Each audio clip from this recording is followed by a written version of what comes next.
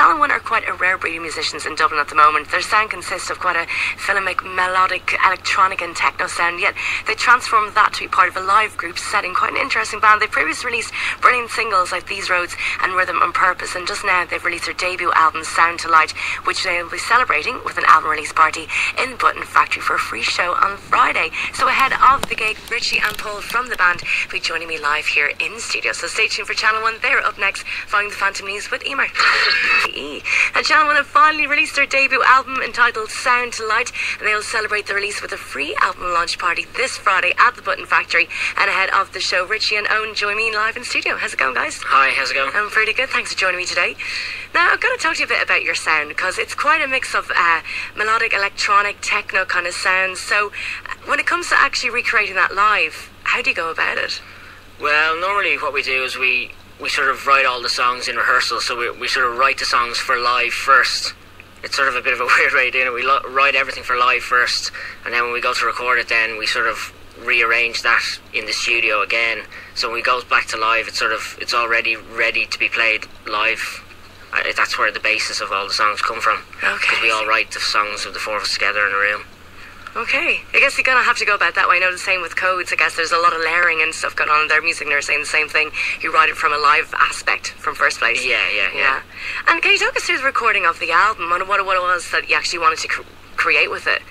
Yeah, well, we kind of set out with the idea of making it, Come closer there. Yeah, sorry, making it an album, a whole concise work, as opposed to having just, like various bits and pieces that we recorded previously. It would have been easier for us to do that, to go out and take a few tracks off the EP and grab a single here and there. So we kind of set out to make it an entire record, and to make it work as a body of work, and that's why it is in its kind of format, and that's why certain tracks maybe sound different to live.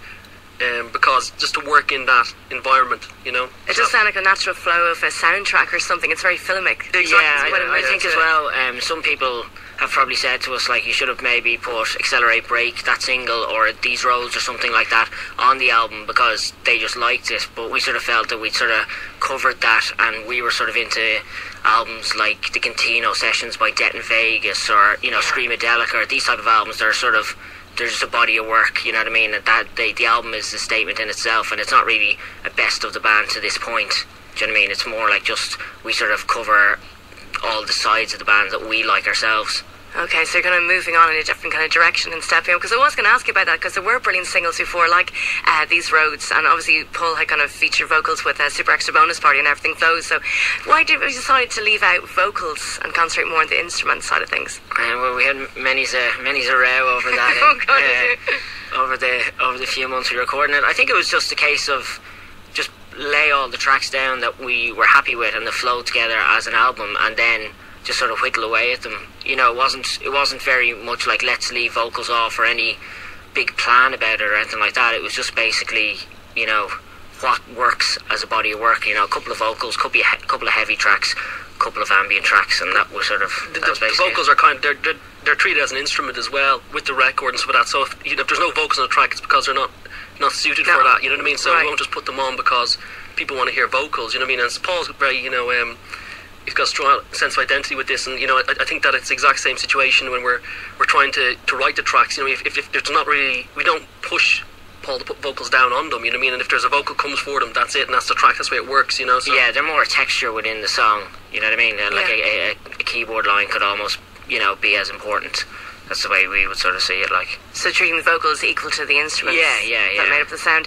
And in terms of electronic music, like Deaf Festival were quite proud to announce that even though they'd worked so hard raising so much funds for Deaf Festival this year, as a lack of sponsorship support, it still turned out to be the most popular Deaf Festival, which is amazing. So why do you think there's more interest in electronic music today than there was before?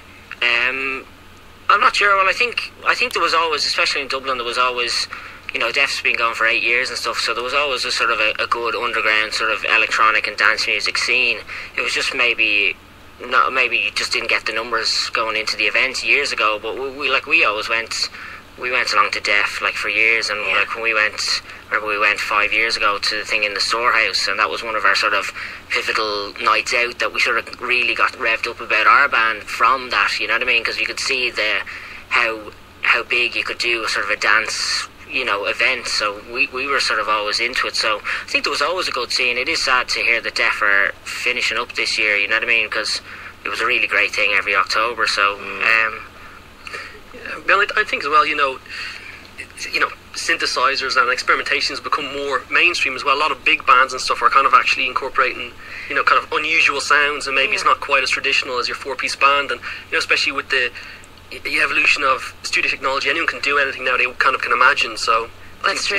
People aren't limited to four people in a room and stuff. I think that's kind of affecting everyone. So I think then maybe people are just kind of switching on to other stuff because it's they're listening to mainstream stuff, which is actually probably quite progressive in terms of maybe what would happen 10 years ago.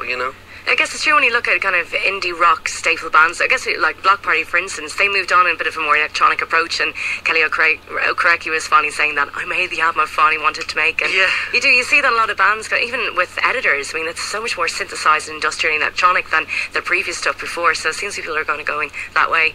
Yeah. I don't think rock might come back eventually. Well, you might just do a punk record next or something. Yeah, because you guys were in punk and noise outfits before. Yeah, well, we'd always been, we're all mates since we were kids, so we've always been sort of jamming together. So, our first few gigs we were, covering The Clash and stuff like this, and, really into Joy Division and the usual sort of, punk acts of when we were younger, and we sort of just developed from that. It's just really our sound is just a mesh of that. We've still got a few heavy songs that we totally rock out and we just play them live and we really enjoy it, you know what I mean? So we had a few of those, that we were looking to put on the album, but it didn't, back to that point, it didn't really fit on a record that we wanted to make. So we still have them, and we'll probably, we'll pull them out for live and stuff, but with pretty rocking numbers, pretty heavy tracks, Yeah. I know, seeing you guys live, you definitely do rock out, So, and with that Def success and the fact that there have been kind of quite a group of people who've released albums that are a bit more experimental and atmospheric. I mean, look at the likes of the XX, which is quite minimalistic. So was it intentional to kind of wait to put your album out around a time where that kind of music was coming to the forefront?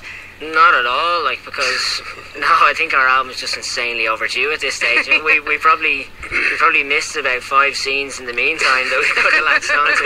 Yeah. So no, we thought we had missed the boat, but we had no real plan in terms of anything. But actually putting out an album when we got the thing recorded, it just took us a long time to record it.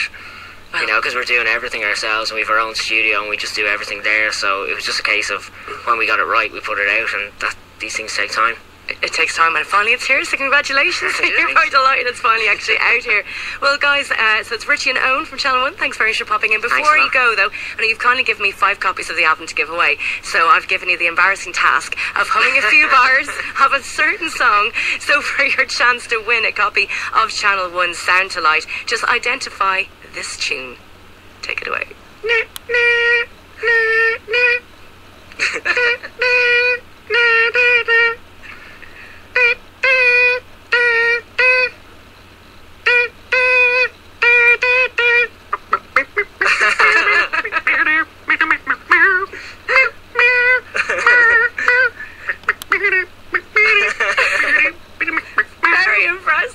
Should be enough for people to guess. You can guess that tune, text the name and the name of the artist to 51052 together with O2, along with your name, your age and the address of where you're listening from. 51052 together with O2. Oh, they're already coming in, they're already guessing it right, so keep them coming in. And for now, I give you something from Channel 1 taken from the album itself. This is 1,000 Cuts here in Dublin's Indie Rock Phantom 105.2.